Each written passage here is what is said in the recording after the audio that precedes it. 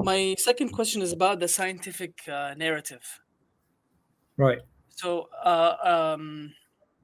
because I think it's very important. Because I think there are a lot of sometimes even like just normal people that they're somewhat interested in being du'at, or they want to like prove Islam. They get sucked into this narrative, and then problems happen.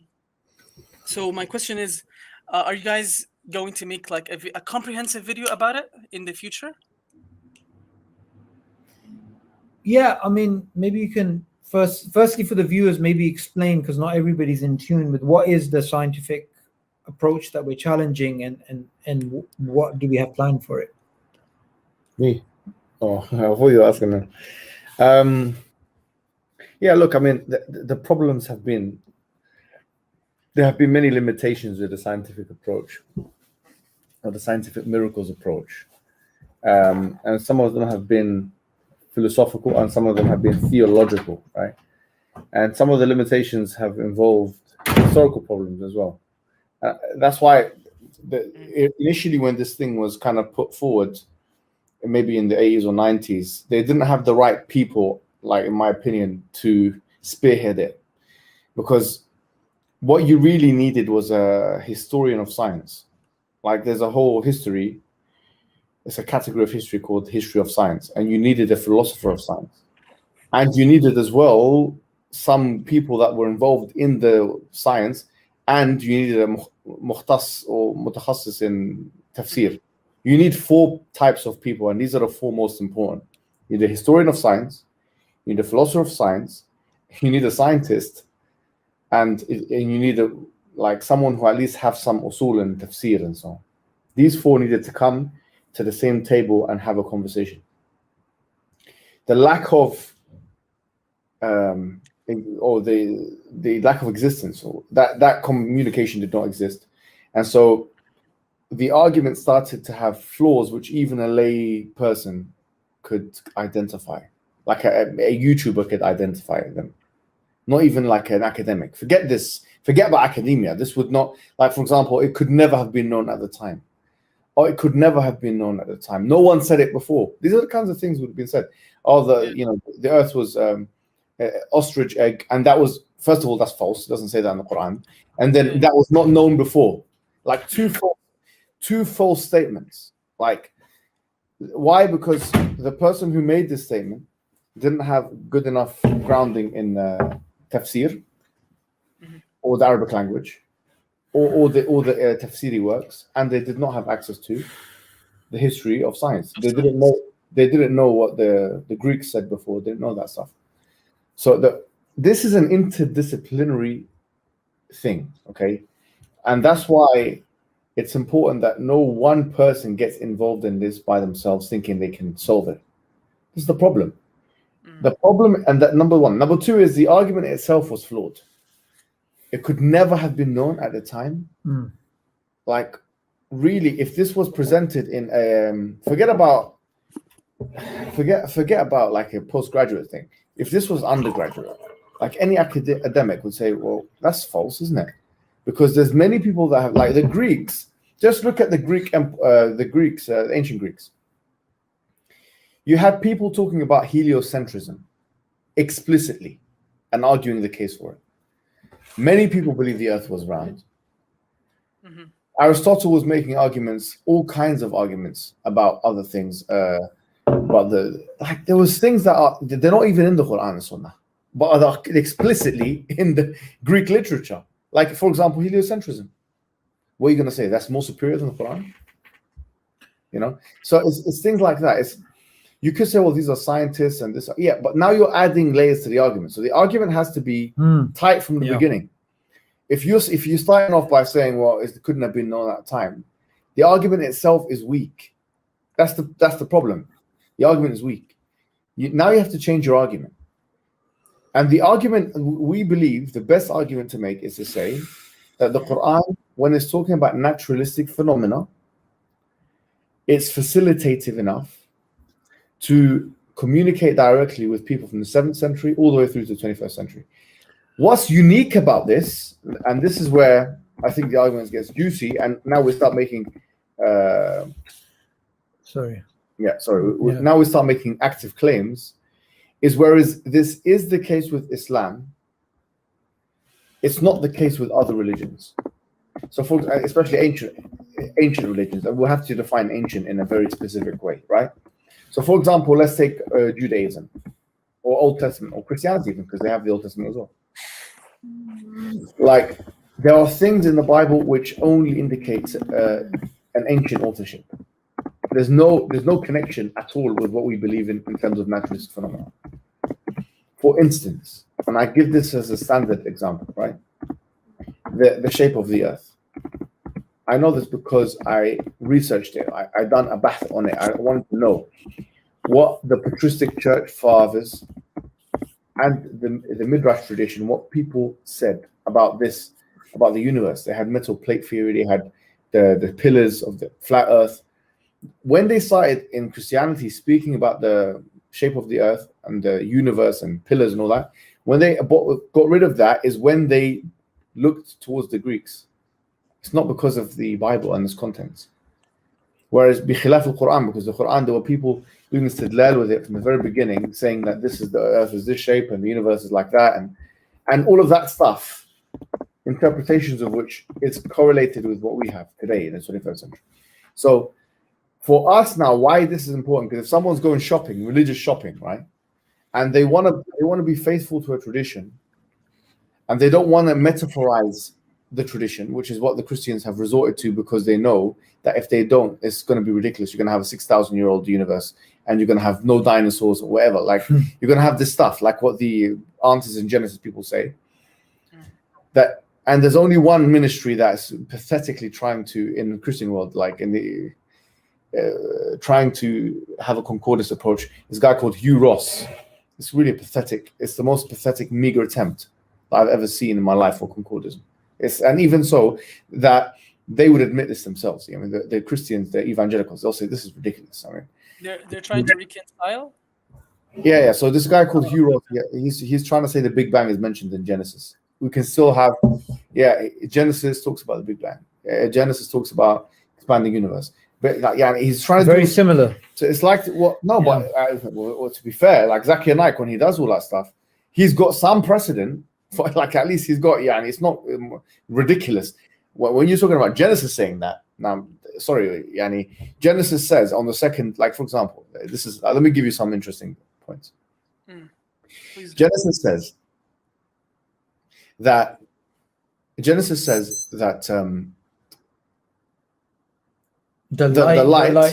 light was created on, I'm just trying to get, is it first day or second day? I don't remember, but the order's wrong, basically. No. On the fourth day, the sun was created, yeah? The sun was created on the fourth day. I'm trying to memorize, recall the verse. The light was created on the second day, I believe, and then the cause of the light was created on the fourth day, something like that. More problematically, okay, in Genesis chapter 2, it says no plant has sprung up yet. But we already had the plants being created on the fourth day or whatever it was in Genesis chapter 1. Yeah. So much so that these guys, they admit the contradictions in it. Like, for example, Origin of Alexandria. He wrote a book called First Principles. And if you look at the index page of that book, First Principles, yeah? Origin of Alexandria, who's like an ecclesiastic church father, he says, it's a contradiction. He basically admits it's a contradiction. And he says that's why we have to spiritualize the text. We have to metaphor. And spiritual, in his language, in his hermeneutical language, was meaning metaphorize it, make it into an allegory. Yeah. He said the reason why we have to make it into allegory, because otherwise it would be a contradiction. That you have in Genesis chapter 1, the plants were created on the fourth day or whenever it was. And in Genesis chapter 2, verse 15 or whatever it may be, it's saying no plant has sprung up yet. And the other point which I want to put to you, and I think it's very important to bring in here, if you have a book in which you admit that there's metaphors, right? You allow the possibility of metaphors.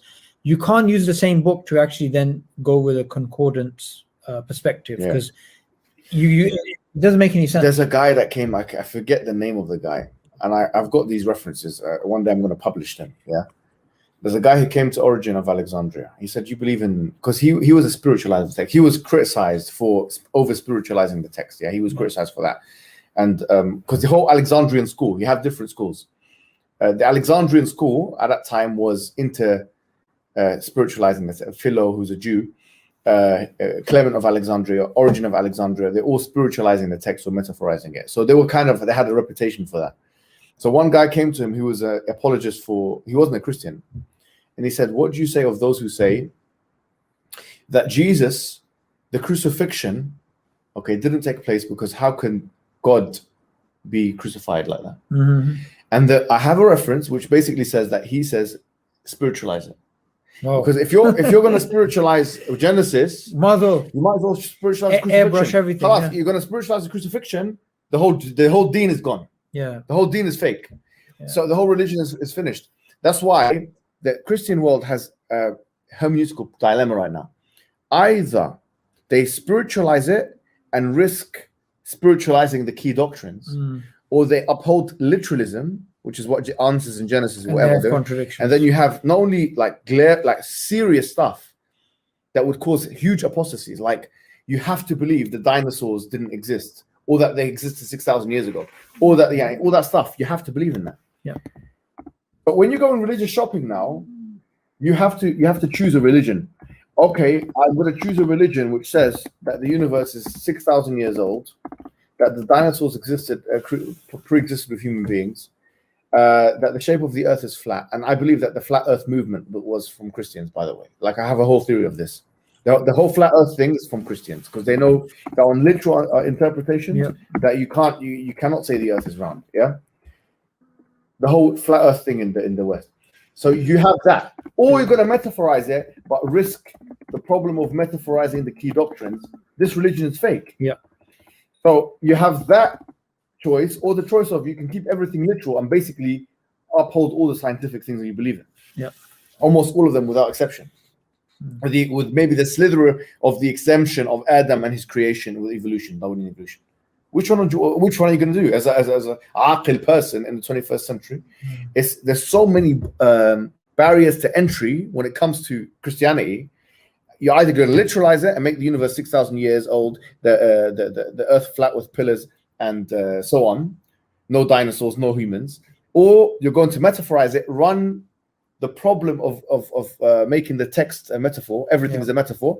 Khalas, then the crucifixion was a metaphor. Like Origin had to concede to this Greek guy. Or you can just believe in another religion, which basically tells you the truth of the matter is you can believe in everything that you believe in, except for the miraculous stuff, including the creation of Adam, and you don't have to compromise your beliefs, your logical, scientific beliefs. Quite frankly, there's no problem with believing in the 14 billion year old universe or the Big Bang, so long as you believe in Allah. He is the one who orchestrated it. Yeah. So any aqil person, this is very important, would choose Islam if you're really being honest with yourself.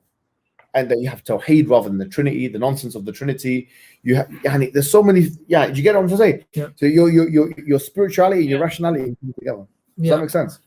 Yeah. I'm just. So I don't believe in throwing the baby out with the bathwater in terms of the scientific miracles narrative, because I do believe there's a nuanced argument you can make. But I just believe that their argument, a lot of it was problematic. A lot of their arguments were problematic. And that's why we were faced with the issues that we were faced with, because people were refuting them with actual refutations which were true, Yeah, and there's also kind of like opening up. The way I felt about it afterwards, right, it was kind of like opening up yourself to basically doing an own goal by strawmanning the Quran. Yeah, so you have a book well preserved, which makes really powerful arguments, existential arguments, which is coherent and so on and so forth. And then what you basically do is you're trying to win a point, which is not a point which is going to be so decisive it's going to change the world, but just trying to make a point. But that point strawmans the Quran and then makes it liable, not liable, but looks as if it's making it liable to be discredited very easily. And it's really short selling the Quran. It's almost like, I mean, we can't compare anything to the words of Allah, right? Mm-hmm. But imagine you get a brand new Tesla, right? A brand new, like spanking one of those Tesla Jeeps, right? And then somebody asks you, how is it? And then you say, I didn't switch it on. I didn't turn the ignition. I didn't take it for a drive. But you know what? The cup holder had a nice shape. Like, you'd be like, you bought a Tesla. Why are you talking about the cup holder? It's something so irrelevant, right? So if you really think about what is the point of the words of Allah, it's to bring you closer to Allah, it's to make you think of the hereafter, it's to reform society morally, spiritually, ethically. Yes. And then when you bring in the scientific perspective and you really look at what the purpose of the Quran and why Allah sent the Quran, and you look at how it was used within the context of Islamic apologetics, it didn't make any sense at all. There's nothing. Even if you look at the scientific arguments on a face value point of view, right? Which is, okay, there's some information here which wasn't known before, therefore it's a miracle. What's interesting about this is what's that book by Ibn Taymiyyah? The criterion between the friends of Allah and the friends of Shaitan. Yeah. So even in that book, it mentions that don't just believe in something because it has miracles, right? You got to have, like, the message is important. So, you know, if a book has all these miracles but it doesn't come with the right creed, it doesn't come with Tawheed, essentially, right? You can discard it. It's irrelevant from that perspective, because Dajjal will do miracles and the friends of Shaitan do miracles, right? So the scientific miracles itself was kind of secularizing Islamic spirituality as well, because the people using it, including myself when I used to use it many years ago, many years ago, you completely lose track of what the main purpose of even Islam is and what you're trying to convey. It becomes more like a sort of way of compensating for the lack of productivity in the Islamic world of being ahead in science. It's kind of like, scrap all the hard work. Here's an argument for why the Big Bang's in the Quran. So it's actually quite, it's almost like a post-colonial trauma catch-up type of mechanism going on. I think it's like, funny you say that. There was I think his name is either George Salib or someone like this, who's a historian of science. He actually made exactly the same. He's very good. He's very good. Yeah, from Georgetown, I think it was. He actually made exactly the same. Yeah. He made exactly the same remark. He said that it's ironic that Muslims use this at a time where the furthest behind in terms of science. And he's actually an Arab Christian, but he's very nuanced and very neutral. I wouldn't even say neutral. I would say he challenges the Orientalist attacks on Islam, although he's not a Muslim himself. So, for example, the classical narrative, as it's known, the argument that Imam Ghazali took down science, the Islamic orthodoxy took down science, he completely refutes it. I mean, I've forgotten the name of his book, but I mean, he's a really great academic from that perspective. But his point, I totally, concur with. It's just a compensation mechanism. Yeah, I think it was because of the rise of scientism. I think maybe some people took that approach. But really good answers.